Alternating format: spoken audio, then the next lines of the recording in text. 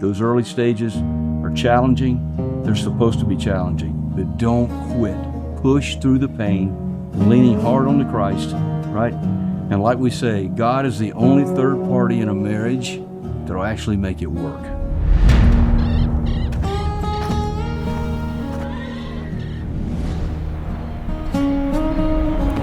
So the goal is to, you want to be successful in your marriage, and your family, that's priority. But then you've got this business that's requiring a lot of your energy and time. So I just want to be right up front with everyone, based on my experience, it is a tough deal to do both. That's why it's so important. In my life, I had the right spouse, she understood what I was going through, understood what we were going through as a couple.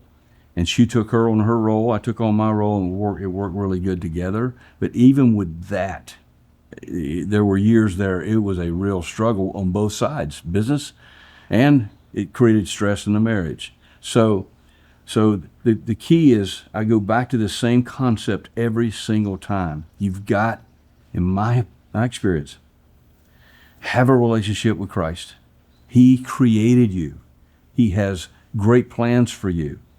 This dream and vision He's placed in your heart, okay? But He also gave you this spouse. He gave you your wonderful wife. And if you have children, He's giving you these children.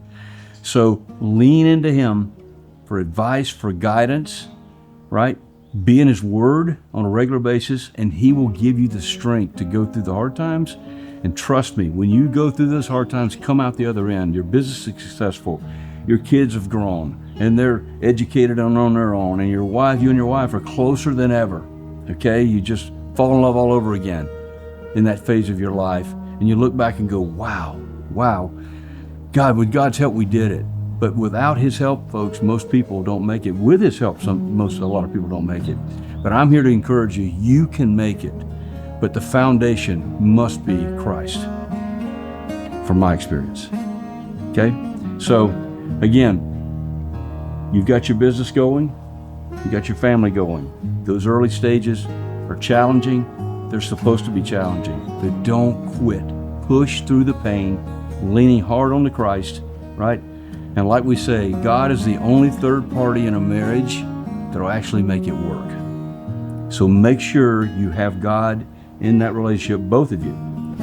Take the time to be with one another. Another thing that I learned a long time ago that really is helpful.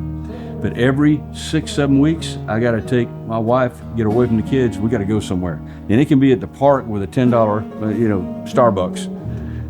But take her away where you guys can look at each other in the eye and just talk about your life, what's going on. Invest that time. You want to do it daily, but I mean, take a day or two, a weekend, and then every 7 months, maybe take a long weekend, and then every year take a good vacation. But you got to peel off some time. At my age now, we still do that. Every 6-7 weeks, I'm lining up a weekend here or go to the beach there, something to get away, break up that grind, where you can go to dinner, look each other in the eye, and remind yourselves of why you fell in love with each other, okay? But that's very helpful. Just some fundamentals of how to do what we're talking about doing. So don't expect it to be easy, but it's going to be worth it. So my advice to everybody I talk to, based on my experience, is keep Christ in the center of everything. And when you mess up, forgive quickly. Spouse, wife, you got to forgive him quickly. Husband, you got to forgive quickly. You both can quit, but you can't quit at the same time. Okay, when one quits, you got to reel them back in. The other's got to reel them back in, and vice versa. Why? Because your goal is not now. Your goal is at the end of the game, making it through these tough times and building something that, with God's help, you're very proud of, and God's proud of, and it'll be worth it. So let me just speak briefly to the wives. God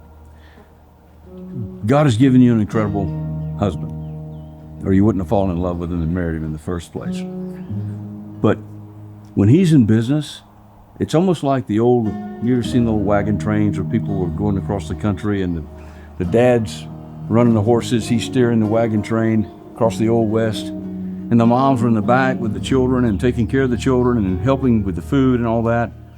So for the business owner and dad to leave the front of that wagon train and go back and help tend here then where's the wagon train going, right? So God's called him to lead. He has a vision. And sometimes, let me tell you what that feels like. It feels like you as the wife are not being seen. You're not being heard. And he may be telling you 1,000 things, but when his mind is out there on business trying to do what he's doing, it feels like he doesn't see you. But let me tell you something. Don't believe the devil. Okay, first of all, God sees everything. Jesus sees everything. He is your right-hand person. For the husband that's in that situation, you're going to feel like she doesn't respect you, right? Because she's not happy. And your job is you're out here working to provide so that she can be happy, right? Don't let the devil draw a wedge there, okay? Because God sees you and what you're doing. So I go back to that faith in God. Don't ever feel selfish, like woe is me.